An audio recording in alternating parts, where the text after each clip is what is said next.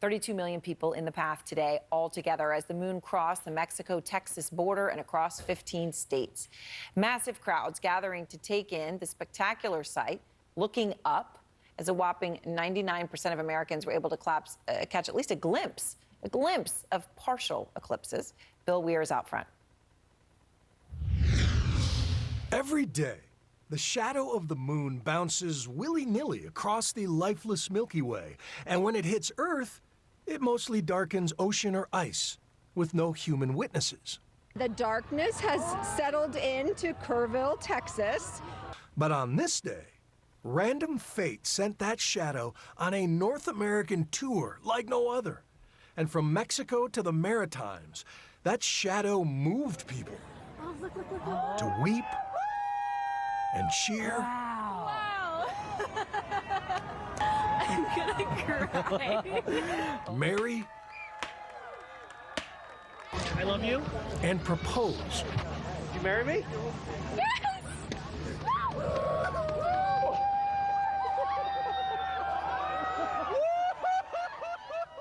It moved animals, triggering both flamingos and penguins at the Dallas Zoo to bunch their flocks tighter for nighttime safety. The penguins are all clustered together, the flamingos are all clustered together. All the birds are joining together.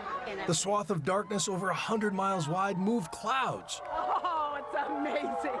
And dropped temperatures by 10 degrees. The chill in the air is getting cooler and cooler. But for science lovers, what did you think of it there all? were chills for other reasons. I thought it was incredible. You know, I've seen several solar eclipses. This, though, was the best I've ever seen. We saw the diamond ring effect, and then Bailey's beads, you know, the sun coming through the mountains. And with the sun less blinding than normal, this was also a rare chance for NASA to use high-flying planes and rockets to study the sun's corona and the massive eruptions of plasma happening as the sun cycles through its most active phase. Solar storms have the potential to destroy satellites and fry entire electrical grids. So scientists are hungry for clues that could help predict space weather. So amazing, Bill. So when you look at some of the things they're trying to do, and NASA has a moment like this to observe, what were they trying to learn? Well, the power of this star that really gives us life.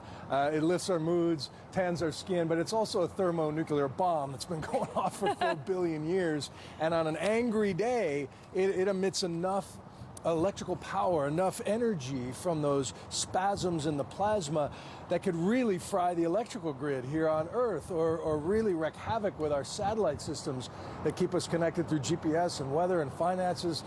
So they're studying that. They're studying the ionosphere, the charged particles that sort of crackle around the Earth as the sun comes up right now.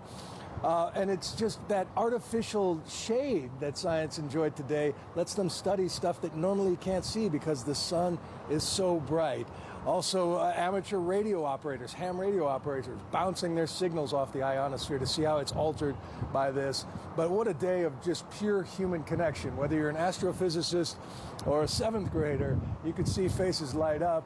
Most people saw it despite warnings of cloud cover. All in all, a nice, nonpartisan, uniting force of nature across America. And the next one, to give you perspective, Erin, toddlers today will be old enough to drink for the next total eclipse in the United States 22 years from now. Wow. That's just something sobering to think about. Pun intended. All right, Bill, thank you very much. And I want to go now to former NASA astronaut Mike Massimino, who has traveled to space twice, also the author of Moonshot, a NASA astronaut's guide to achieving the impossible. So, Mike, people traveled from all over the country to be in the path of totality. I mean, I know people who travel around the world constantly looking for these things, you know, that there's something spiritual about it, something that touches the soul. You made the journey from New York to Russellville, Arkansas, to go to one of the best viewing spots in the country, and you shared some of your images from today with us. Tell me, what did it mean to you? Erin, it was amazing. I have gotten to see some amazing things during my space flights, but I would say this is the most amazing event that I've witnessed here on the planet as far as our relationship with the cosmos and our being here on this planet, and how we are part of this cosmic dance between the sun and the moon and the stars. This was quite an event, and it was the totality of it. I had seen other partial eclipses, but this was the first good weather total eclipse that I had been able to observe. And to see that diamond ring, that it looked like a halo in the sky, it was emotional. And to be there with some of my family members and with a very nice community made it even more special. I'll never forget. I've only seen one total eclipse. I saw it today, but I was not in the exact totality. I've only seen one in my life, stumbled upon it. Yeah.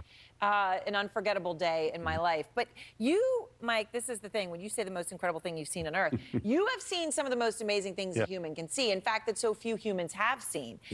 Space flights, you've shared images with us, but that's not the same as being there yourself, right? 4 spacewalks. You were compelled to travel 1,300 miles for the eclipse from the Upper West Side in Manhattan, where you still would have had a pretty darn good view, just barely outside the path of totality. So what made it worth it? Well, I had heard that getting to totality is a big difference than even seeing like 99%. And I'd heard this from sources that I trust. And they're right. I mean, it really was different. It was, the whole thing was kind of cool to see the moon creep in, and, the sun gets eaten away little by little like a Pac-Man. And then when it goes and you can remove your glasses again, and it's dark and it's cool, and you're looking up at an astonishing sight, there's something about it that no photo can really do it justice. It's being in that moment and noticing that, and realize this is something that only happens, as you said, it's not going to happen again here in the U.S. for 22 years, and you're witnessing it for a few minutes.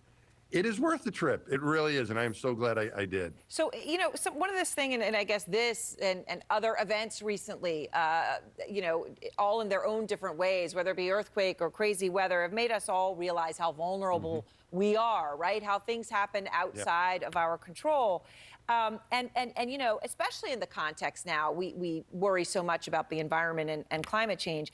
One of the things Bill mentioned in his report, right, there was a point in some places where the temperature dropped as much as 10 degrees during the eclipse. So in just a few quick moments. Now, we all feel that when a cloud goes over the sun. And yet somehow experiencing it in the context of what we saw today was quite different. I mean, that's an incredibly large and swift change in temperature.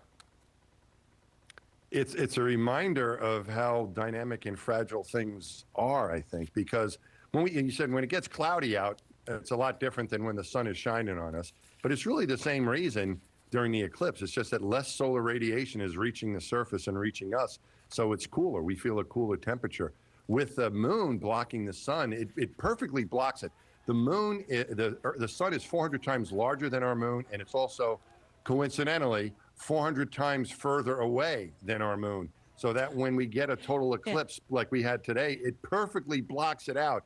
And so that we're seeing a total blockout for those minutes of that reduction in solar radiation. And that's why we get that huge temperature drop. We see the effect of what the sun does to us and how fragile that can be when it's blocked. Yeah, I mean, and what an amazing thing when you say 400 times larger, 400 times farther away. I mean, even in the context of the billions and trillions, whatever, there's no word for the number of stars out there. Just to think of the odds of such a perfect ratio coming even in the context of our sadly average little sun that does give us everything. All right, thanks so much, Mike. I appreciate it. Erin, you bet. All right. Thank you.